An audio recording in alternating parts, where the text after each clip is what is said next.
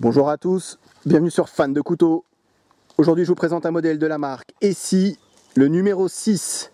Alors j'avais déjà fait une présentation de ce même couteau où je donnais toutes ses caractéristiques, le poids, donc je vous invite à aller regarder cette vidéo si ça vous intéresse. Aujourd'hui on est dans la forêt avec un invité surprise donc, que vous allez découvrir dans quelques instants pour le mettre à l'épreuve. Le but de la vidéo ça va être de voir si la réputation de ce couteau-ci est vraiment à la hauteur ou pas.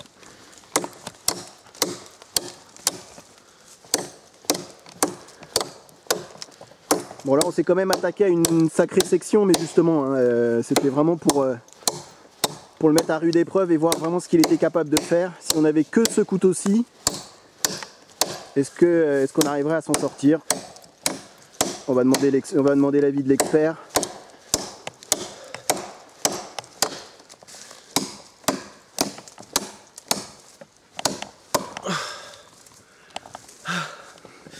Salut.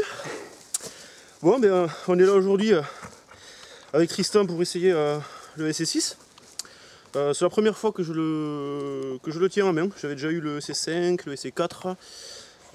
J'avais déjà vu des vidéos, donc forcément sur le EC6 il y a du monde qui le connaît. Et donc il est venu me voir pour aller s'amuser un peu avec et voir, comme il dit, si le couteau est à la hauteur de sa réputation de couteau de survie. Donc là on a commencé par du gros travail, avec quand même une sacrée section hein, qui doit faire, je sais pas, 12 ou 13 cm peut-être de diamètre. Bon, c'est volontaire, c'est vraiment pour tester, voir ce que le couteau donne. Ça c'est du bois mort sur pied, donc qui est bien sec. Premier feeling avec le couteau, sur les coupes à la volée donc, le talon, que je trouve un peu petit, qui a tendance à partir de la main. Avec une lanière, avec une lanière enroulée, ça devrait pouvoir aider. Donc là, je vais continuer un petit peu, et après on arrêtera. De toute façon, je ne passerai pas au travers, et on essaiera peut-être de le finir en bâtonnant dessus, ce qui aurait été plus raisonnable de faire dans une situation réellement engagée, quoi. Voilà. Dernier petit mot sur la pénétration de l'émouture plate intégrale, qui est pas trop mal. Manque un peu d'inertie à mon goût avec les 4 mm, mais dans l'ensemble c'est pas mal.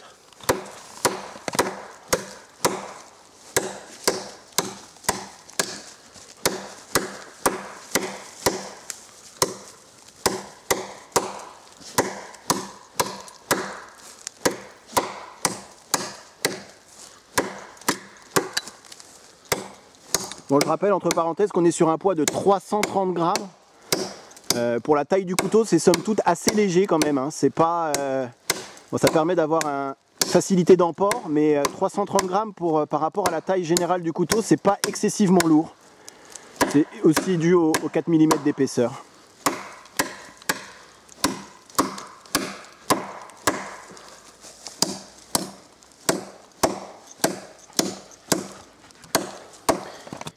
On va regarder le tranchant, c'est important hein, de voir que la tenue du tranchant. Donc je l'avais refait celui-ci quand même, mais on voit qu'il n'y a aucun chips. Le tranchant il n'a pas roulé, et on a quand même, voilà, c'est quand même du bois hyper sec. Donc c'est du costaud, c'est du solide. Je sais que dans ma dernière vidéo sur le Tops Hog, j'avais parlé que voilà du 1095 que je préférais celui de Tops. Ça retire en rien sur la qualité du 1095 de chez Essie. Ça reste un très bon acier outdoor, très facile à reprendre. Et là, franchement, le tranchant, il a absolument pas bougé.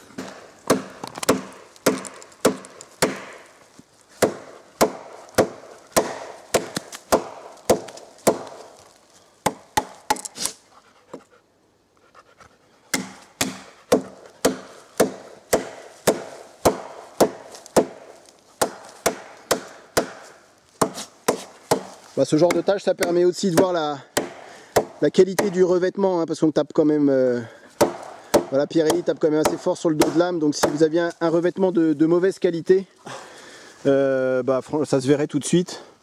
Bon là on voit que le couteau quand même, hein, il pénètre bien dans le bois. Et, tu vois la torsion? bah alors attendez, Voilà, l'œil de l'expert. Après, ça va être un avantage hein, sur ces aciers carbone 1095, c'est que ça permet de se déformer sans casser. Contrairement à d'autres aciers plus durs qui supportent aucune torsion. Normalement, il se remet, j'espère en tout cas, qu'il se remet dans l'axe. Mais voilà, pas de souci, c'est le 1095, voilà, c'est aussi un acier qui permet ce genre de torsion sans casser. Bon, c'est une vidéo un petit peu atypique aujourd'hui, hein, puisque bon, c'est pas le même format que d'habitude, mais justement c'est pas mal aussi, ça change. Et puis, on va sûrement à refaire, voilà, pour une fois je suis pas tout seul. Et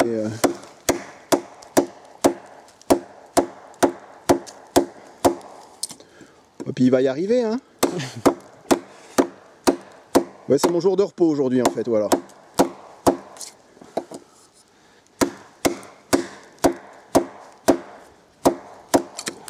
Alors, quelques mots sur l'étui, même si je l'avais déjà présenté lors de la première vidéo du SI6. Moi j'aime bien ces étuis simples, alors Kydex ou plastique. Ici c'est pas du Kydex pardon, c'est du plastique. J'aime bien parce que ça rajoute vraiment aucune épaisseur au couteau. Et vu que le couteau je le mets, surtout celui-ci, je le mets pas à ma ceinture, puisque si je croise des passants ou voilà, ça risque de faire peur et je suis pas en mode survie. Mais voilà, donc j'aime beaucoup ces étuis puisque c'est vraiment hyper fin, ça sécurise le couteau à l'intérieur. Alors là il y a un poil de jeu, mais c'est pas gênant. Vous avez ici un petit trou pour que l'eau puisse s'évacuer, pour pas que l'eau s'accumule dans l'étui et éviter que le tranchant rouille de trop. Pas mal de sortes d'attaches. Il est forcément, hein, bien entendu, livré avec un passant ceinture, mais je trouve que ça rajoute pas mal d'épaisseur à l'ensemble, donc je l'ai pas sur moi. Mais il est bien évidemment livré avec. Et ici, tous ces trous ici, ça permet d'enrouler de la paracorde autour. Et pourquoi pas, vous regardez, hein, il y a plusieurs vidéos qui montrent des différents systèmes d'emport. Vous pouvez y greffer, pourquoi pas, un autre étui avec des passants molles. Hein, par exemple, vous entourez votre étui de paracorde et grâce au passant molle que vous glisserez là, vous pouvez avoir un système avec une plus petite lame accrochée à votre SI6. Donc pourquoi pas en mode purement survie, purement bivouac. Ça peut être intéressant, donc voilà, vraiment rien à dire sur l'étui, qualité ici, très bonne rétention, le couteau on va pas le perdre, même si je répète, il y a quand même un poil de jeu. Bon, on va partir sur du bâtonnage sur un bout de section qu'on a récupéré de la branche de tout à l'heure, donc section assez grosse qui c'est pousser le couteau dans ses limites.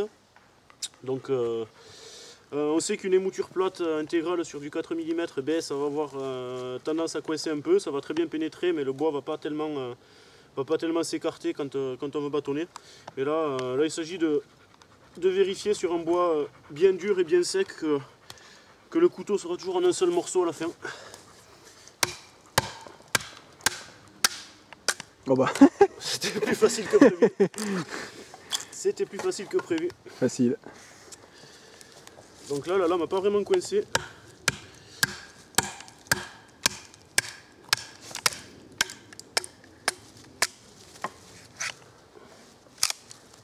Bon.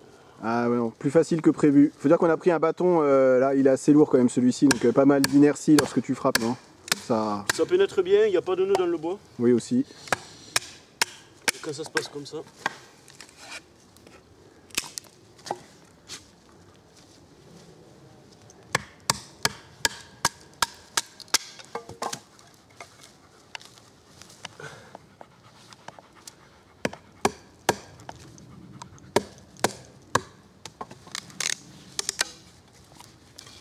Moi je sais que t'aimes bien aussi les couteaux avec talon dépassant. Ouais, j'aime bien. C'est justement toi qui m'avais fait remarquer que ça avait son importance justement lors de ce genre de frappe. Bah, c'est toujours pratique, hein. C'est toujours pratique. Et là le ressenti que tu as par rapport au poids, à l'ergonomie, maniabilité, répartition du poids. Alors l'avantage pour moi du SI6, c'est son poids et sa relative finesse. Par rapport à un SC5, il a quand même le manche plus fin, moins d'épaisseur, donc il est quand même ouais, assez maniable, assez léger. Et pour l'instant, remplit bien ce qu'on lui demande. De toute façon, les ais ils sont connus pour ça. Je pense qu'on pourrait y en mettre beaucoup plus qui seraient encore là.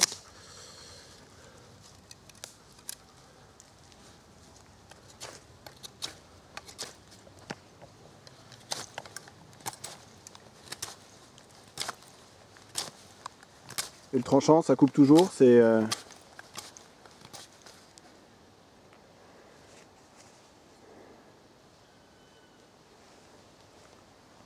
Le tranchant est toujours là, bon un peu moins forcément sur cette partie, vu que c'est celle qu'on travaille le plus, on voit le revêtement un peu qui s'efface là. Alors, ça aurait été intéressant peut-être de trouver un bois plus noueux. Ça aurait été l'occasion de voir la lame travailler un peu plus comme on a pu voir quand elle était coincée tout à l'heure. Là, le bâtonnage, pas de souci. Ouais. Presque trop facile d'ailleurs. Non, la finesse du manche est agréable, il est bien équilibré, on a le point d'équilibre qui est par là. Ça sera surtout intéressant pour les travaux fins. Et là sur ce genre de section, il n'y a aucun problème. Alors, avant de conclure, je vais terminer par quelques feather sticks. Alors ça me permet aussi de voir la résistance et la qualité du tranchant. Voilà, j'avoue qu'avec Pirelli, celui-ci on l'a quand même bien martyrisé aujourd'hui. Ça se voit au niveau du revêtement. Et je vais parler du finger choil. Je dis souvent que je vois pas l'intérêt de mettre un finger choil sur un couteau pliant par exemple, ou sur une lame plus petite que celle-ci. Donc celle-ci sur une quinzaine de centimètres, là ok je vois l'intérêt, puisqu'on va vraiment pouvoir se rapprocher du tranchant. Par contre sur les Spyderco, les couteaux pliants Spyderco, où ils mettent un finger choil, donc c'est-à-dire une encoche pour y glisser l'index, j'en vois vraiment pas l'intérêt. Je préfère largement que le tranchant aille jusqu'à la poignée. Mais je répète que là-dessus, on va avoir une prise vraiment très agréable du coup, en mettant l'index dans l'emplacement qui est consacré, et on va pouvoir avoir un meilleur contrôle de la lame pour tout ce qui va être donc les feather sticks. Et là on voit, je vais essayer vraiment de faire du fin. Comme j'ai dit, ça permet de vérifier la qualité du tranchant.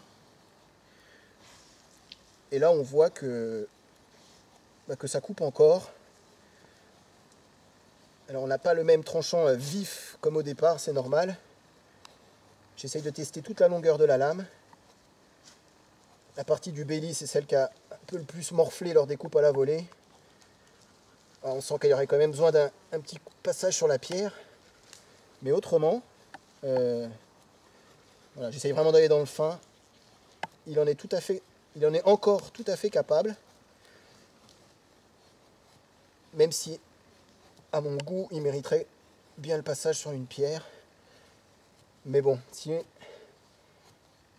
on n'avait rien sous la main, il serait encore tout à fait capable de faire voilà, du petit feather stick.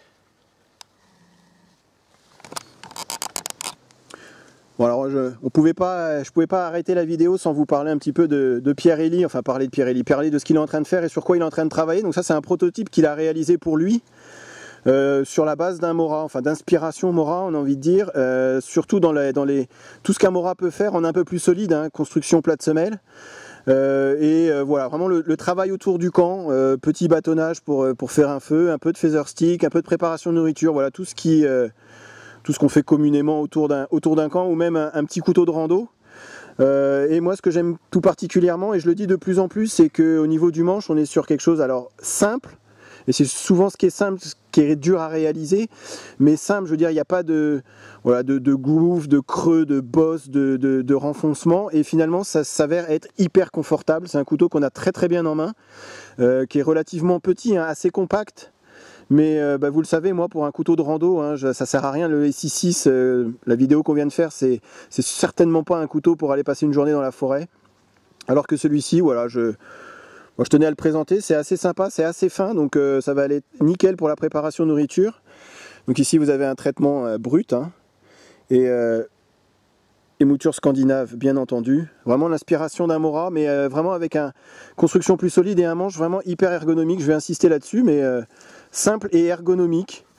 Et puis en plus moi je suis fan du orange, donc voilà, un couteau que que je verrai bien dans ma collection. Petit clin d'œil à Pierre-Élie. Je vous montre l'étui quand même. Voilà, un étui mélange Kydex et cuir. Je trouve que c'est plutôt joliment fait. J'aime bien cette...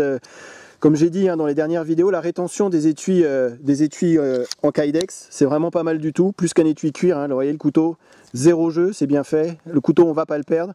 Et en plus, il marie le cuir au Kydex. Je trouve que le mélange, en tout cas, est très joliment fait. Et puis ici, pour sécuriser le talon du couteau, voilà le petit élastique qui va bien. Donc ça aussi, c'est un prototype, hein, cet étui-là. Mais moi, je trouve que l'ensemble est assez joliment fait. Je dis pas ça parce qu'il est à côté de moi, mais c'est du Pierre-Élie, j'ai envie de dire. Bon, j'étais curieux de travailler un petit peu avec le SC6 pour avoir eu le C5 en main. Donc je remercie Tristan d'être venu me voir et de m'avoir permis de le prendre en main. Ce dont je ne suis pas fan sur ce couteau, c'est l'ergonomie. Je trouve le manche un peu fin et un peu carré à mon goût. On va trouver des points de pression sur les périodes sur les phases de travail appuyées ou en sculpture. On va avoir quelques points de pression pas très confortables à ce niveau. Mais dans l'ensemble, quand même, le couteau il est à la hauteur de la réputation de la marque. L'acier est bien traité, le couteau est bien fini, les matériaux sont bien choisis. C'est un couteau sur lequel on peut compter. Ce ne serait pas forcément